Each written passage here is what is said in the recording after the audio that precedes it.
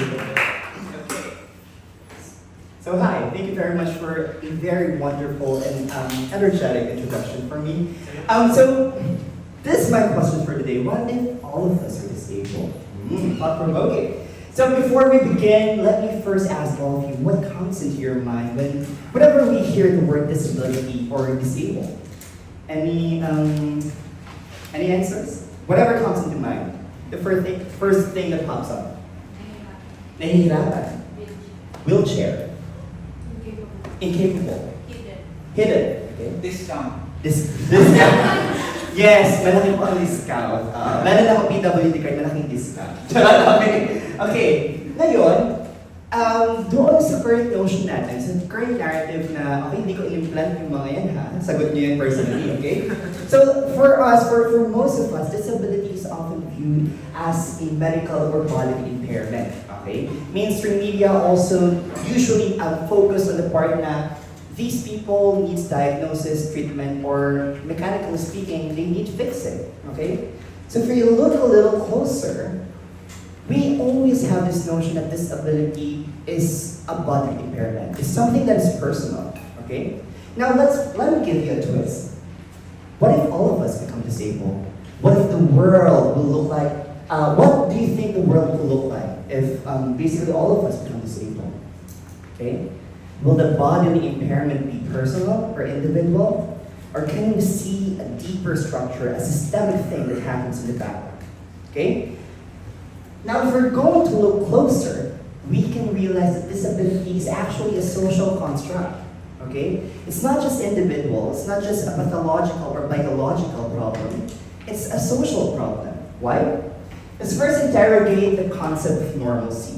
Okay? Now, according to Leonard Davis in his article, Constructing Normalcy is actually one of the pillars of disability studies. Normalcy is a human invention, a standard made up to classify bodies, rank them, and reward those who fit a narrow mold. Okay? Ngayon, years before, in order for us human beings to understand things and to basically map the intricacies of our minds, nag-invento tayo ng mga standards. Okay? These categories, these standards na kailangan natin conform in order for us to seem normal and to properly regulate things. Okay? But the problem is, human beings are intricate. We are intricate. We are complicated beings. So what happened to those bodies na hindi nagko-conform sa mga standards na to? Okay? They are excluded. Example, in our current scene here in the Philippines, for example, a building with no ramp already decides who gets to enter. Okay? What if you are in a wheelchair? Does that mean hindi ka na pwedeng umakyat sa 5th floor ng tile? Diba? Na para bang papasok ka ng klase mo, tapos 5th floor, and naka-wheelchair ka. Diba? So the building already decides who get to enter. What about the job that demands an 8-hour rigid schedule? Okay?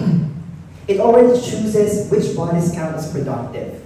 So for example, di ba na parang, alam ko may iba't iba tayong capability. For example, ako, personally, I can only focus for 2 hours and then kailangan kong magkaroon ng buffer after that. And then another 2 hours, I can actually work for 8 hours in a single day. Pero kailangan mayroon increments. What if the job requires for you to focus 8 hours a day? Diba? What's gonna happen to you? You're capable, but you're not going anywhere. Diba? Even our language actually is problematic. The dis and disability is already excluding. Diba? Yung prefix sa dis, ability, it already means incapable, tulad ng example kanina. Okay? So, that on its own, makikita natin na socially constructed ang disability. Okay? Now, the society basically disables people more than their bodies do. And according to Leonard Davis again, societies create condition that excludes and then blame the individual for not fitting in. Okay? Na parang kasalanan ko pa ba na hindi ako nag-fit sa standard na binigay o inimpose sa akin ng society. Okay? So the problem is the society and not you. Ngayon, the question is, why does this matter to us? Bakit ko dinidiscuss to? Especially to us graduates who are preparing to enter the real world. Okay? Now let's talk about the vulnerability as disposability. Okay? Ngayon, whether we like it or not, every single one of us is vulnerable. Okay? We will age, we will get injured, we'll experience burnout, anxiety, and all of those shit. Okay? Our bodies will change, weaken, and fail. And disability is an inevitable state. All of us will suddenly enter a state of disability. Okay? So, technically, according to Nefertiti Diyar in her conception of the remainder life, those who cannot perform the ideal and those who are disabled are treated as disposable. Okay? Sa isang capitalist society kung saan gumagalaw tayo or binibigyan ng value yung mga katawan based on our production and productivity, yung mga disabled body na hindi makakontribute sa capitalist society or production, they are treated as disposable. Okay? And one example of that, nakikita natin yan sa mainstream media. Okay? For example, sa production ng Weekend, okay? Si Madam Horrible, di ba? Ginamit siya as narrative device doon mismo at pinatay niya yung disabled figure to keep the narrative flowing, okay? Ayan si Galinda, meron din siya part sa birthday, no? If you know, you know. Sa mga nakapanood. Okay? So that's how we usually see the disabled figure, even in media, di ba? So technically, because of this, dahil nakikita natin na ang mga disabled body ay treated as disposable, we are forced to prefer normalcy, okay? Because normalcy is rewarded with opportunity, acceptance, and survival.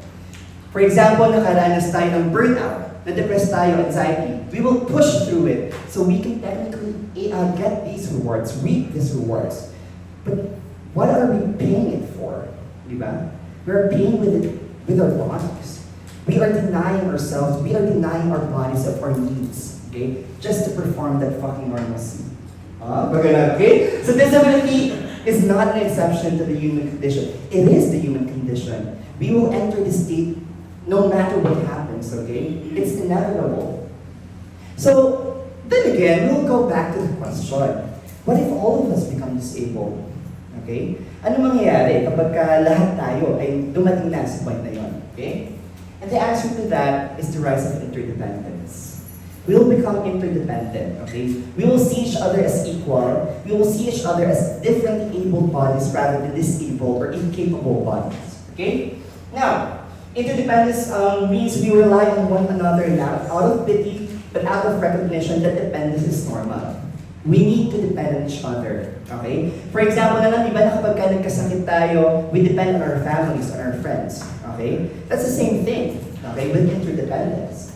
So here it means we're thinking policies so that access is default and not an afterthought. It means designing spaces, schedules, and systems that adapt to human variation and not the other way around, okay? Systems will adapt to our needs as human beings and not us human beings adapted to the needs of the system, okay? In this kind of society, we rely on each other, we see each other as equal, and gaya nga sabi ng isang TikTok philosopher, si Jero Kanyao, sabi ng mama mo, tita na lang daw ang tawag ko sa'yo o sa kanya. Tapos ngayon, mama ko na siya, ang tita mo noon ngayon, kaya pwede na tayong magsama. Okay? So equal na tayo dito kasi yung mama mo, tita ko na rin.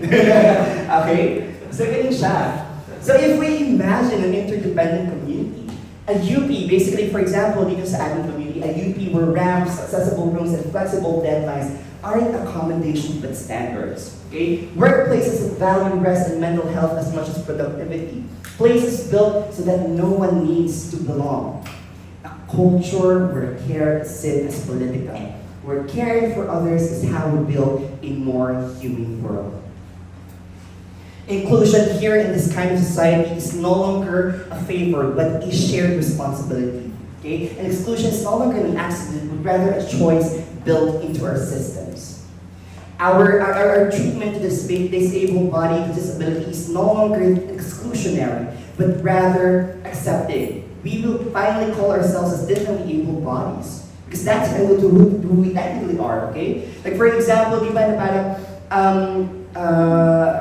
for example, ay nasa wheelchair ka, okay? But you can still perform. You can still basically contribute to society. If, for example, by doing paperwork, by publishing novels and stuff, di ba? You don't have to use your legs for that, okay? So we can technically recognize each other as differently able bodies. And then only then we can recognize that all of us are vulnerable and all of us deserve to be cared for. Now, according to the CARE Collective book, in the CARE Manifesto, The Politics of Interdependence, our world is one in which carelessness reigns. So in a world that teaches us how to neglect, we must learn how to care for each other. Thank you.